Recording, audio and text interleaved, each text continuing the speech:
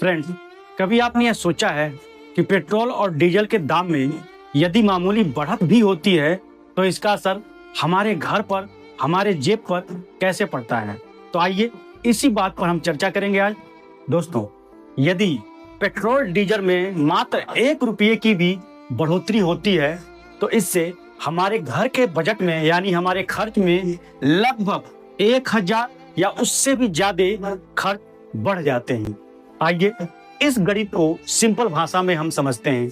दोस्तों, आपके घर में 1 या 2 बाइक तो होंगे ही होंगे और इन बाइक्स में आप 15 या 20 या 30 लीटर तो भरवाते ही होंगे महीने में। अगर मान लीजिए 1 रुपया भी बढ़ोतरी होती है तो आपका खर्च कितना बढ़ जाएगा? 30 लीटर में 30 रुपया।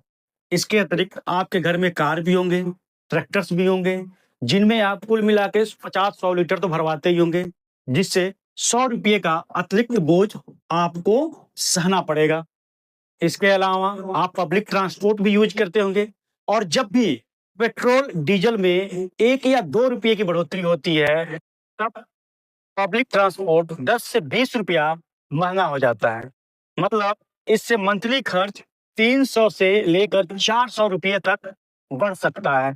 इसके अतिरिक्त खाद्य सामग्री भी महंगी हो जाती है क्योंकि माल ढुलाई का खर्च बढ़ जाता है, जिससे उपभोक्ता को 300 से लेकर 400 रुपये का अतिरिक्त खर्च करना पड़ता है।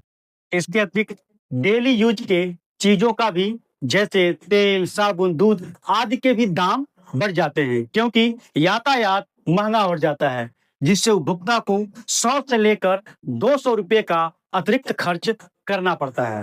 यानी पेट्रोल डीजल में 1 रुपये का ही यदि बढ़ोतरी होता है तब भी घर का खर्च 1000 से भी ज्यादा बढ़ जाता है। और यदि पेट्रोल डीजल में 7 या 7.5 रुपये की बढ़ोतरी होती है तो घर का खर्च 7 से लेके 8000 रुपये पर मंथ बढ़ जाएगा। दोस्तों, यहाँ सबसे बड़ी प्रॉब्लम यह है कि जिस रेशियो में आपका खर्च बढ़ रहा है, क्या उसी रेशियो में आपकी इनकम भी बढ़ रही है? यदि उसी रेशियो में आपकी इनकम बढ़ रही है तो ठीक है, खर्च का कोई फर्क आप पर या आपके परिवार पर नहीं पड़ेगा। लेकिन यदि उसी रेशियो में आपकी इनकम नहीं बढ़ रही है या थोड़ी भी नहीं बढ़ रही है तब समस्या बहुत ही बड़ी हो जाती है।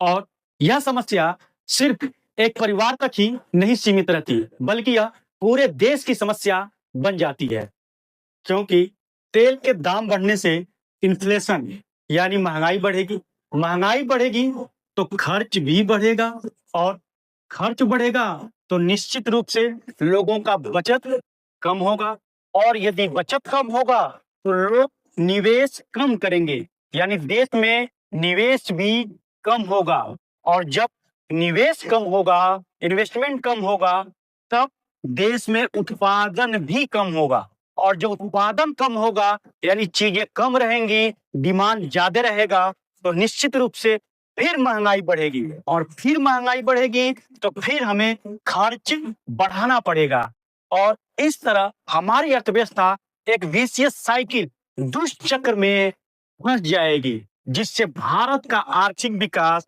यानी जीडीपी बहुत ही कमजोर हो जाएगा या यूं कह लीजिए कि भारतीय अर्थव्यवस्था का विकास रुक सा जाएगा।